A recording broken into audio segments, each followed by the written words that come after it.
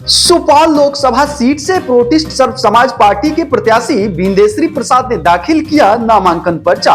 सुपौल जिला मुख्यालय के समाहरणालय स्थित जिलाधिकारी के कार्यालय बैस में अपने समर्थकों के साथ पहुंचकर प्रोटिस्ट सर्व समाज पार्टी के प्रत्याशी बिंदेश्वरी प्रसाद ने सुपौल लोकसभा से बतौर प्रत्याशी अपना नामांकन पर्चा दाखिल किया है, जिसके बाद मीडिया से मुखातिब होते हुए उन्होंने कहा कि जितने भी दल सांसद जीत कर गए हैं, उन्होंने क्षेत्र की मतदाताओं के साथ छलावा और वादा खिलाफी किया है।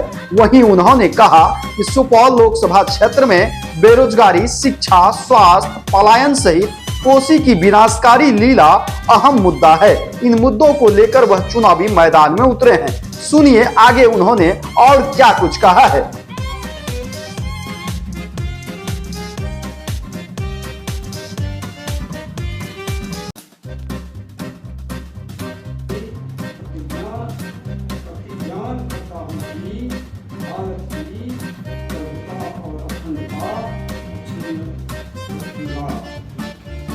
देश बचाओ, देश बचाओ। प्यार सरकार जिंदाबाद, जिंदाबाद, जिंदाबाद। प्यार सरकार जिंदाबाद, जिंदाबाद, जिंदाबाद। प्रोफेसर समाज जिंदाबाद, जिंदाबाद, जिंदाबाद। मातृभूमि, मातृभाषा, मातृ सांस्कृतिक सभ्यता की आस्थापना, कृषि आधारित उद्योग की आस्थापना, उद्योग में 100% रोजगार की व्यवस्था, रोजगार के माध्यम से भोजन, वस्त्र, मकान, शिक्षा और दवाई की मिनिमम गारंटी, मैक्सिमम की काफी सुविधा, गुरुकुल की आस्थापना, उसमें 100% शिक्षा और दीक्षा की व्यवस्था, जम नियम की व्यवस्था, आत्मनिर्भर की व्यवस्था, शाश्वत शांति, इष्ट आदर्श शांति, स्वर्ग की आस्थापना।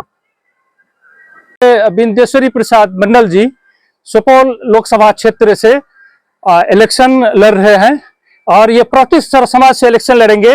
हम लोग इनके समर्थक हैं और आप जानते हैं कि अभी तक जितनी भी पार्टियां हैं, सभी समाज के जितने भी मुद्दे हैं उनको रिड्रेस करने में असफल रहे हैं।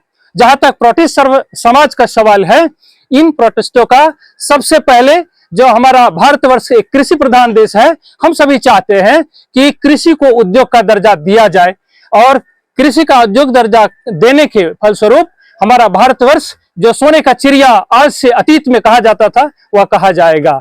उसके बाद हमारे यहाँ जो कच्चा माल का उत्पादन होता है वह बाहर न जाया जाए, अर्थात पूंजीपति के चंगुल से हटाकर और यहाँ के आम जनों के लिए उस पर व्यवस्था बनाई जाए ताकि पूंजीवाद से छुटकारा मिल सके और यहाँ के जो त्राहिम व्यवस्था है उस पर कुछ अच्छा किया जा सके।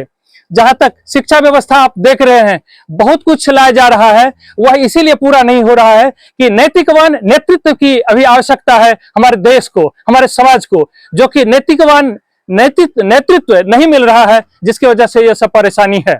और यह प्रोटिस्ट सर्व समाज के एक से एक जो भी कार्यकर्ता और इनके नेता हैं वो तरासे गए हैं श्री प्रभात रंजन सरकार के बनाए गए नियम के आधार पर।